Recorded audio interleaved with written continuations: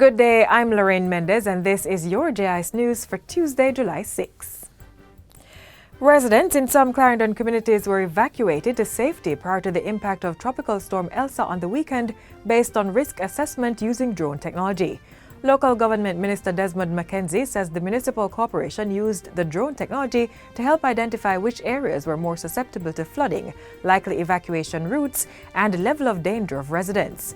Based on the geographical information, evacuations were done ahead of the storm and shelters opened for the at-risk residents. This is something that is commendable, and I think we must commend them for that innovative approach in doing a job. Clarendon is not so much of a large parish in terms of its population, but geographically, the spread of the parish poses some challenge. Clarendon is listed among the top 5 most vulnerable parishes. Preliminary assessments of the weekend rains show that there was no major damage in the parish except for some houses being impacted in communities such as Longville Park, Sandy Bay and Milk River. Prime Minister Andrew Holness is reassuring Jamaicans that housing and agriculture are being equally prioritized under the Greater Bernard Lodge Master Development Plan in St. Catherine.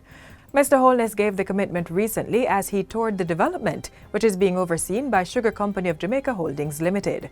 He says 16,000 housing solutions are to be built and 13,000 acres have been reserved for small and medium-sized farmers. Light industrial and agricultural activities are planned for the Greater Bernard Lodge development. I'm very pleased to see this project materializing in the way that we envisioned that it would.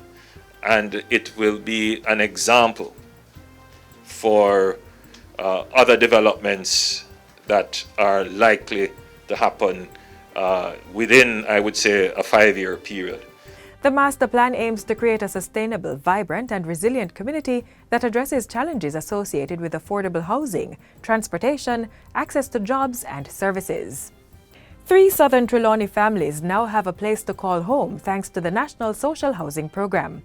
On Friday, Prime Minister Andrew Holness handed over the houses in Albert Town, Ulster Spring and Battersea District. Each of the 3-bedroom units cost $9 million. The recipients include fire victim Byron Reed and his 8-member family.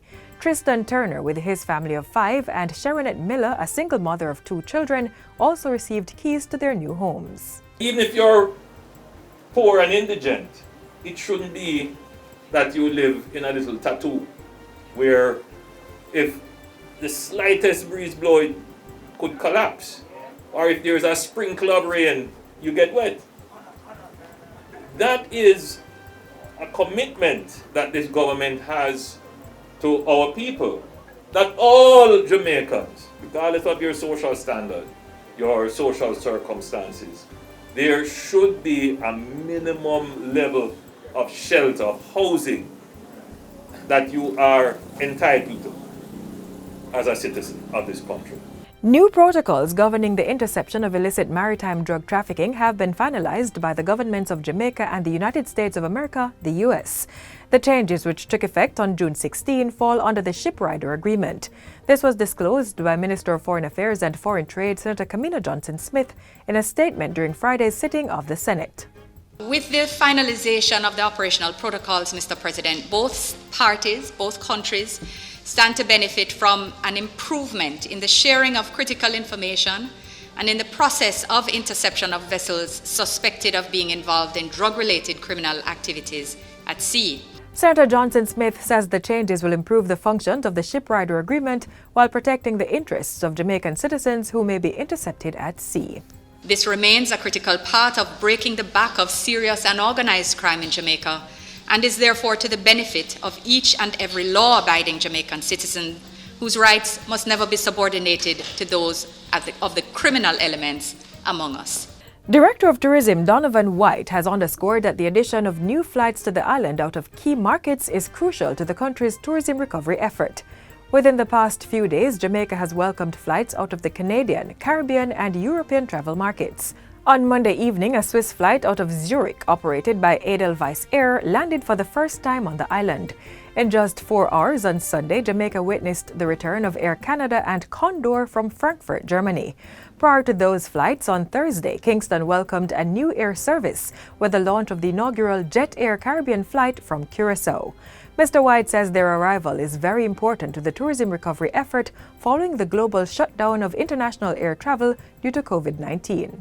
It's a good signal that the air service and air transportation is well and truly back, having suffered really tough through the period of COVID. There will be a tremendous amount of air service coming back to Kingston over the summer from various points of origin, and that's a work in progress. Air Canada is back after 6 months with a weekly flight and a plan to go daily soon.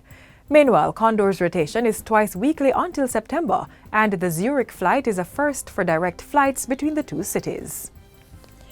And finally, voting is now open to determine the winning 2021 festival song. 12 finalists instead of the customary 10 have been selected, representing a wide cross-section of genres that will appeal to a wide audience. Culture and Entertainment Minister Olivia Grange says the top 12 songs will be available for purchase and streaming on 30 digital platforms across the world. The winning song will receive a prize of $3 million to be shared among the producer, writer, and singer. The finals will be broadcast virtually in 2 parts on July 15 and July 22. The public may vote for the winning song using the telephone number assigned to each song. And that's it for JIS News today. I'm Lorraine Mendez. Thanks for watching.